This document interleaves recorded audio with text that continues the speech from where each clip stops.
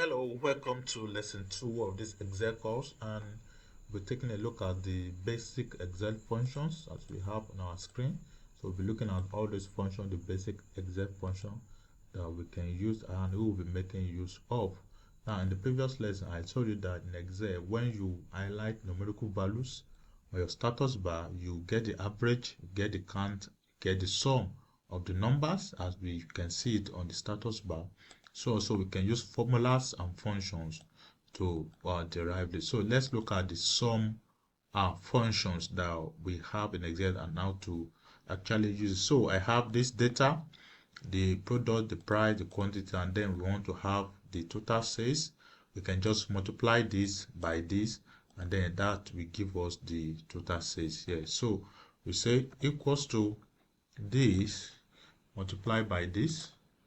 Then you press on enter, and then once you click on this, you can just put your cursor here. Once it turns black, cross black, you can double click and then it will perform the entire calculation down.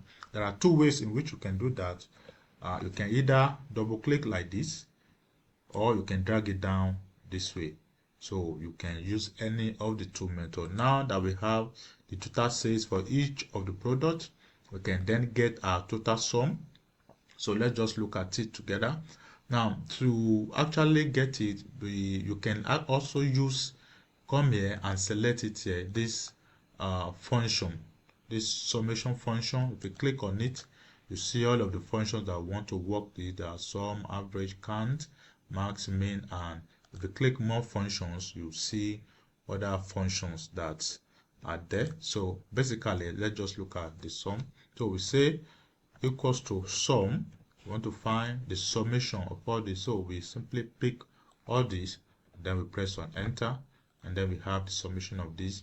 Now the average, we want to look at the arithmetic mean though of the total sales. So equals to, we say the average, say average, just type the function, the average, this is it, and then you pass in your argument. These are our arguments, and then so we have it as the average total sales of all these, as we have it on our status bar. You can see 15,000, and you can see here. So this is the average sales of whatever we have. So we have the mean, that is the smallest in a range of values. So we want to look at the smallest value in this particular range. This is useful because we may be dealing with thousands and sometimes hundreds of thousands of values, and you may want to actually pick out the means, and then that is when the mean function becomes very useful. So we pass in our argument, and then we press on enter, and then we see that here it says the minimum value is 900, and if you look at all these values, you see that the mean here is actually this particular price. So that's particular price 900. That's the minimum value that is there. Why the maximum is actually the opposite of the mean. That is, you want to actually pick out the biggest or the largest value in a set of range. So we can say equals to max. Just press your equals to max, and then you pass in your argument this way, and then you press on enter, and then we have it that this is the maximum value in this particular range. And then if you look at it also, you see that in this data set, this is the largest value. So that's what the max does. And then the count, very useful function. We want to count the number of elements in a particular range. It may be text, it may be values. So we can say equals to count, and then we pass in an argument this way, then we press on enter, and then we see that we have 17 items in this data set. There are 17 items there in this data set. And then we want to look at the count A. Now the count A is different from the count in the sense that the count A will count anything including numerical values and letters as long as the cells are not empty. But the count will only count numerical values. But the count A will count both numerical values and alphabet as long as the cells are not empty. So you can say equals to count A, press on our tab key, and then I want to count let's say I want to count the header of my data set. You can just put it, and then you say we have 4. So the price, product name 1, price 2, quantity 3, and the total says 4. Now, if you want to use the count cannot do that. You can say equals to count. Say count, and then you pass in your argument this way. The count will not count stuff like that, so it cannot count it. Well, the count A can actually count anything as long as the cells are not empty. As long as the cells are not empty. For example, I can use the count A to also count this place. So I can equally say equals to count A, and then I can pass in my argument, and then I'll press on enter, and then you see that we have 17. We have 17.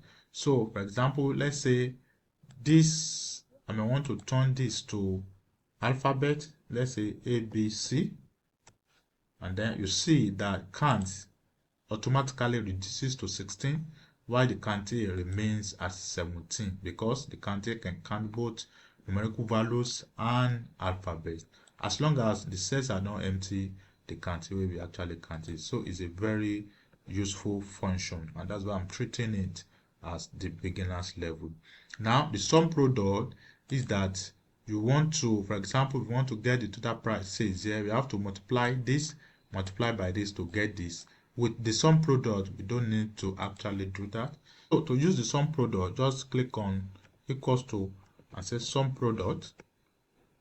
And then if you look at the argument, it says array 1 and then array 2. So we can put in this as our array 1, press on our comma, and then it says array 2, in bracket, in colibri, in bracket rather.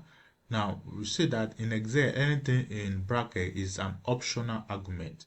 So we put in the optional stuff, and then we press on enter, and then you see that we have the same value as when we use the sum.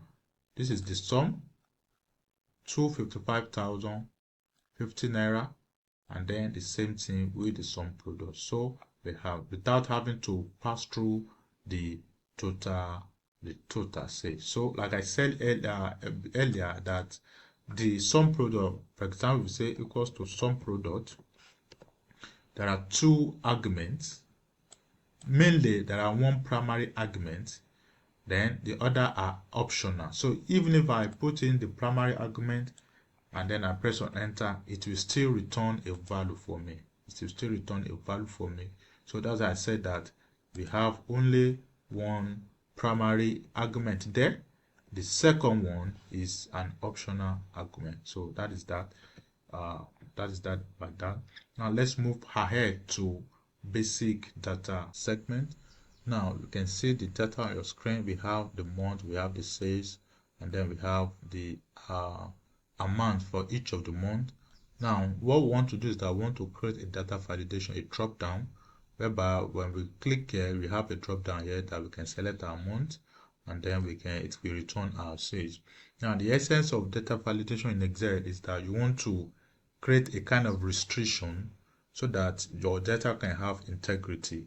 So that's the essence of data validation. You want to restrict the user to certain data, so that you want to you don't want to leave things open-ended, so that you will not have invalid entries in your data. Now, to create a drop-down in data validation in Excel, you head to the data tab. Under the data tab, you come to data validation here, and then once you click on data validation, this box will pop up. This box pop up, click here and select list.